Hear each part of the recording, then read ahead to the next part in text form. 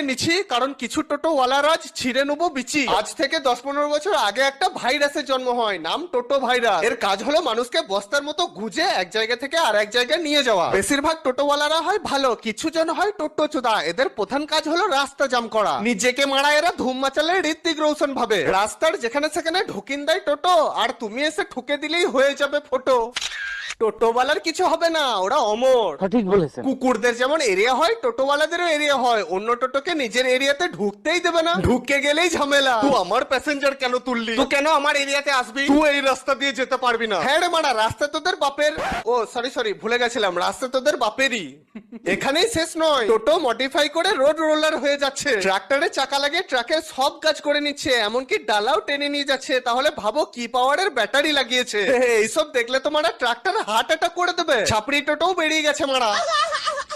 টোটো তো শুধু টোটো নয়, ইচ্ছাধারী টোটো যখন তখন যে কোনো রূপ ধারণ করে। কখনো ব্রহ্মোস মিসাইল নিয়ে রাস্তাঘাটে ঘুরছে, তো কখনো ট্রেন হয়ে যাচ্ছে।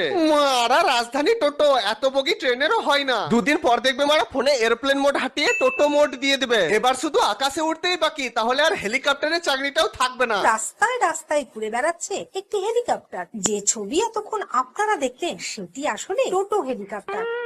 আমি আর কিছু বলবো না, এবার কিছু বললে টোটোওয়ালারা আমাকে ধরে কেলাবে। টোটোওয়ালাদের কাছে